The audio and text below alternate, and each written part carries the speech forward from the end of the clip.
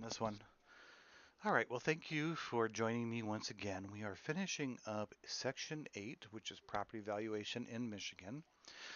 And this is Unit 3, Comparative Market Analysis. This is what real estate licensees do for sellers when trying to determine a market value or a listing price for their home.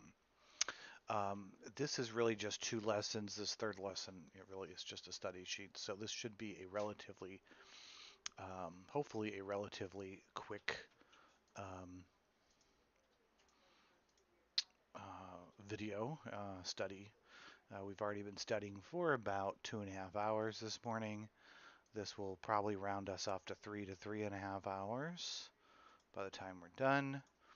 A few caveats that I must mention before I get started, that I mention before every single video, is I am not currently a licensee in the state of Michigan, rather than studying for my licensing exam, which I hope to take within 2 to 4 weeks. I have already done this course and passed it. I'm simply reviewing it again. And this way of studying live and creating videos allows me to study in my best way, reading it out loud without feeling like a cuckoo, and also providing these videos as educational materials for you to assess whether or not you would like to take this type of course and become a licensee in your state as well. This whole course is brought to you by the CE shop. There is a hyperlink in the description of this video where you can click if you would like more information on a course for your state. I believe they have courses for all 50 states or really close. So I am not a licensee. I am not a real estate professional. I am not trying to represent myself as a professional. You are just witnessing my study tactics, if you will, for preparing to take the test. This material, this video, is not a substitute for taking a course. You have to. All states are going to require a course of a certain amount of hours. Michigan is 40 by a certified school or organization, um, accepted and certified by the state, which the CE shop is for Michigan. So this is not a substitution. You cannot watch these videos and then go and take a licensing exam. It doesn't work that way. So this is just for exposure and educational purposes. All right, let's get into what we're getting into. This is the comparative market analysis. In the last unit, we looked at some ways in which property may be valued. However, your go-to tool when helping sellers determine an appropriate list price for their property will be the comparative market analysis, or CMA for short. In this unit, we'll look at how a CMA is prepared and how it differs from an appraisal. Objectives: explain the purpose of a comparative market analysis. Lesson 1 is pricing properties. Danny presents to new licensees. Because he just signed a new listing, Danny's broker Candace asked him to make a brief presentation at the weekly training for new licensees on how to prepare a CMA. Danny didn't mind helping. He always learned something in the process, and he remembered being new once too. At the next training, Danny greeted the group of 6 eager-looking recruits sitting around the table in Elite's Realty's conference room. Then he started off with a bang. If sellers could be objective about pricing their properties, or buyers knew the nuances of making offers, we might be out of a job. Why would they need us, right? Someone spoke up. For negotiating, for checking all the boxes and making sure the transaction stays on track. For marketing, I could go on and on. Danny nodded. And you'd be right, but those are later in the process. From the get-go, we need to prove our worth to clients, and one way to do that is to prepare a CMA. Especially for seller clients, a great CMA can help you land a listing. It shows that you know your stuff, whether you're presenting the seller or a prospective buyer. pulling together a solid CMA makes solid research and serious number crunching.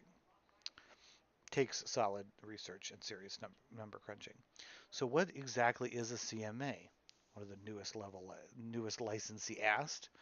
I mean, if you're a new licensee and you're asking this question, you missed something. Great question. Essentially, a professionally prepared CMA results in a price range for which a given property will sell in a given market at a given time. And that's powerful data to have. All right, let's read our resource, the CMA Unveiled. Now my tongue's going to start getting thick here.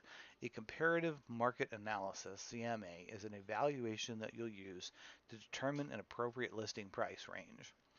When you're presenting buyers, you can use a CMA to help determine an appropriate offer price too. Sold and expired listings. First, you'll need to collect some data. Research recent similar properties that have sold if you can. Stay within the last 3 months or 6 months at the most. You may have to go farther back than that, but your numbers could easily be off. So adjust based on the current market conditions.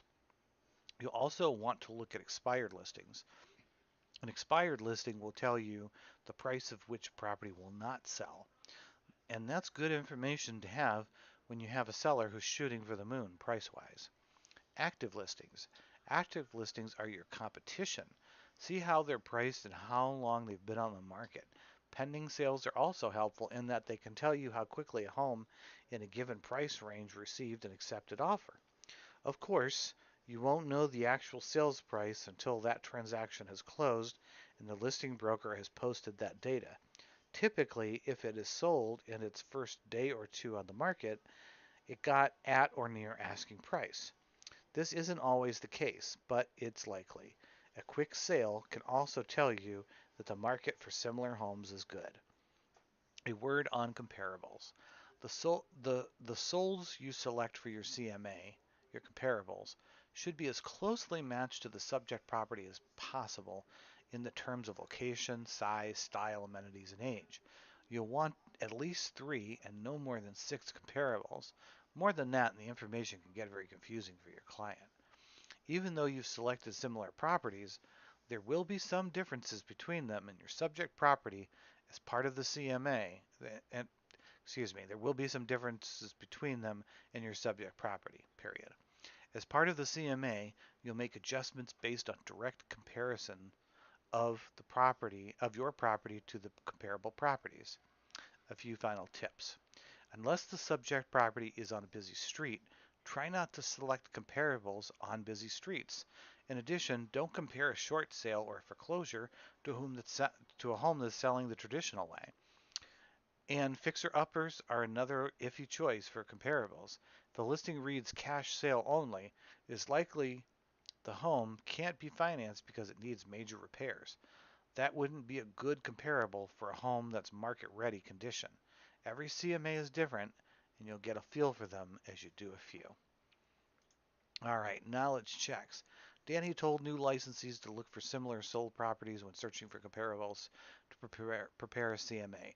What 2 time frames are best for licensees to use for recent sold properties? 3 to 6 months. Identifying properties. After doing some research, you identify several properties. Danny continued to talk to the licensees about things to consider when identifying properties for a CMA.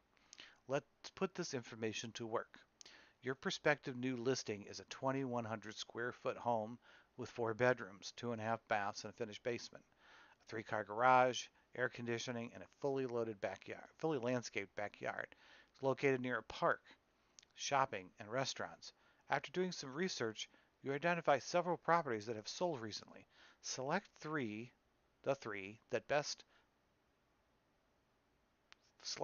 best properties to include in your CMA.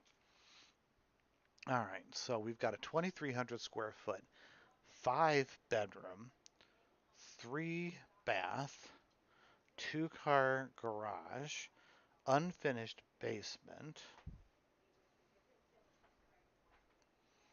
An adjacent subdivision sold 3 weeks ago. Then we've got a 2,100 square foot, 4 bedroom, 3 bath, 2 car garage. Oops.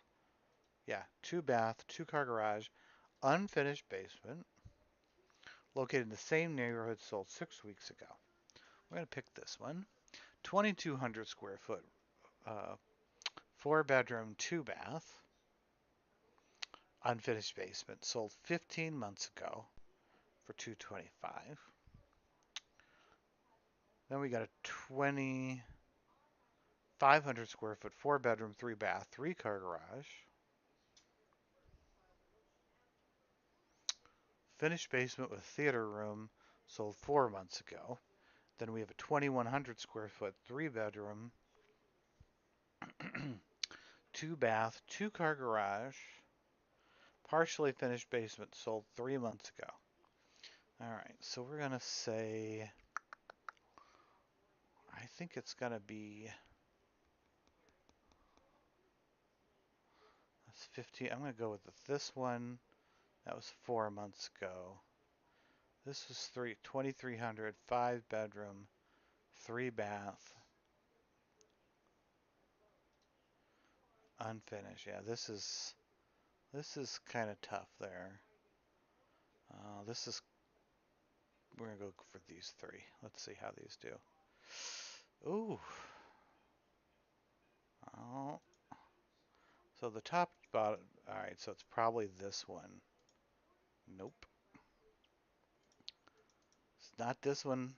It's not that one. So they're saying that one, huh? Hmm. 3 weeks ago, 4 months ago, and 3 months ago.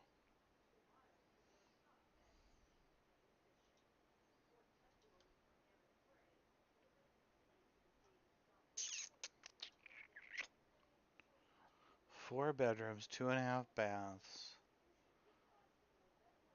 3 car garage, finished basement with theater room. Okay.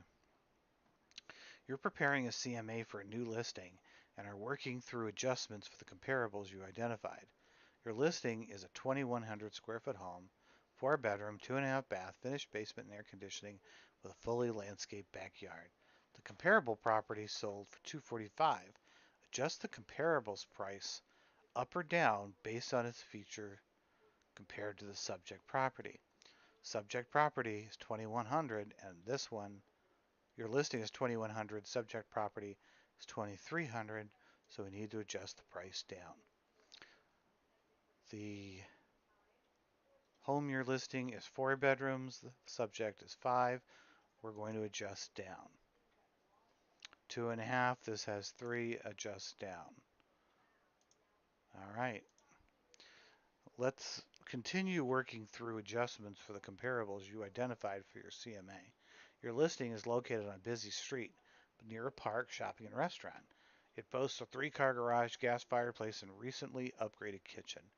Adjust the comparables price up or down based on its features compared to the property.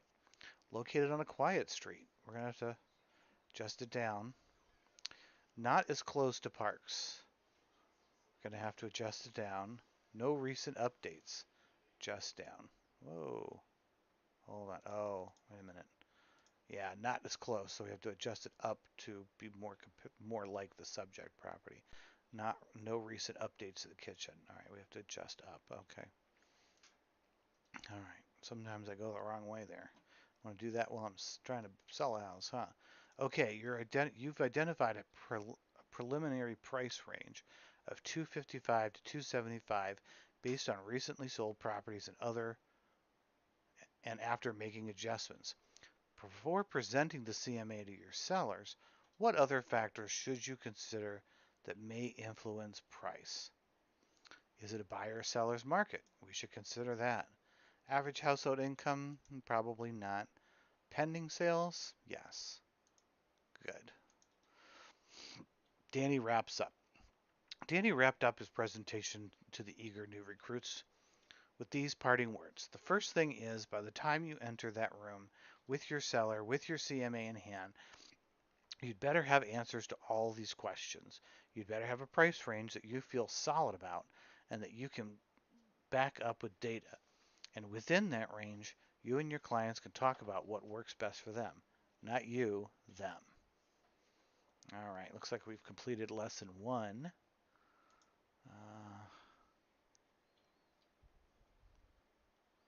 We didn't look through this. I don't think it told us to. The CMA versus the appraisal.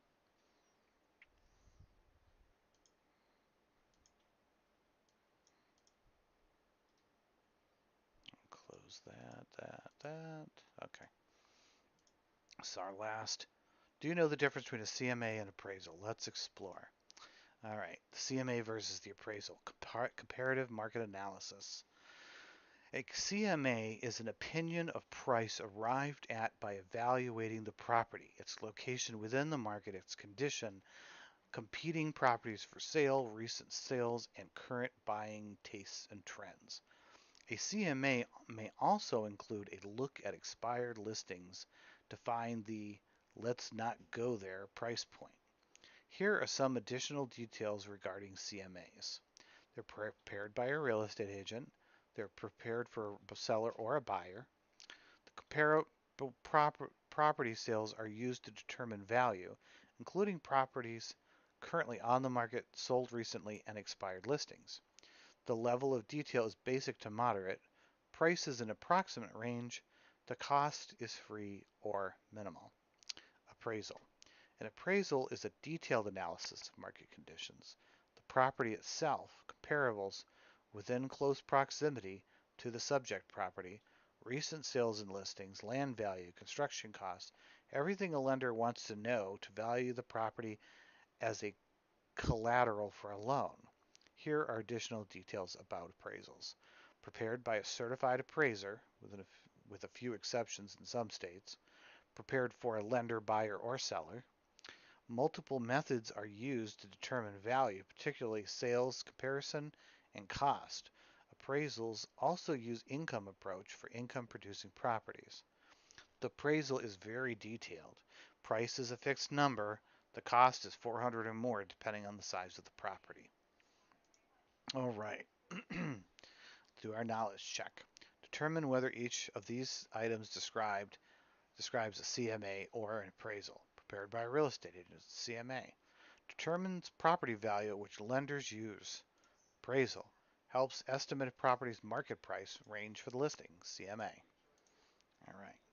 Appraisals differ from CMAs in part because appraisers perform a more detailed analysis of a property. And they also use 3 approaches to value: cost, income, and sales comparison. Which 5 of these factors does a certified appraiser consider when determining a property value? The property, similar properties in proximity to the subject, recent sales and listings, land value, construction costs. I don't believe they consider the CMA. Okay. Looks like we may be at the end of that section. Like I said, lesson 3 is the study sheet. We're not going to go through that. And now we're going to go on to the unit exam, which is 3 questions. And let's see what we got last time. I always like to see, just for shigs and giggles. All right, we got 100% last time. If you get one wrong, it's 66%. You fail and you got to take it all over again. So let's not get one wrong. Okay, again, this is just practice. Which of the following statements is true about appraisals? Appraisals may only be formed by certified appraisers within certain exceptions. Yes. When pricing a property, which of the following is a reason a licensee would consider expired listings? Determine approximately how long it would take for the home to sell. Expired? No. Determine the price at which the property is most likely? No. To determine the price of which a property won't sell? Yes. To determine the property's competition? No. Okay. Jan is a real estate licensee gathering information to help her seller determine a good listing price. How could expired listings help her in this process? They illustrate the price at which the property won't sell. You notice it's the same question twice here. To help determine the price of which property is most likely, help determine how long it will take. We're talking about an expired listing. Okay. If I don't get all right, 100%. Woohoo! All right, this is the shortest one we have done. Shortest unit. We're going to return to unit 3, and then we will take a look ahead and see what unit section 9 looks like. So let's go back to our course home and see what section 9 is, and how deeds and transfer of title. Okay, fortunately this has 3 units, which is nice, not terribly long.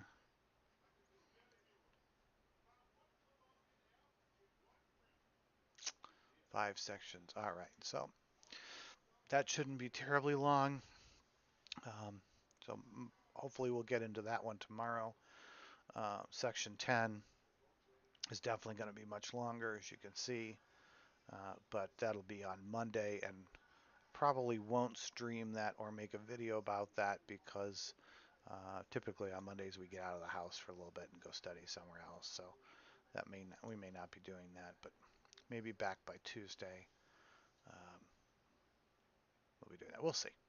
I can't guarantee I'm going to make a video on every single one of these sections, but if I am home and studying at home, I will most definitely do that. So again, thank you for listening in. I hope you enjoyed. Please like, share, follow, make a comment anytime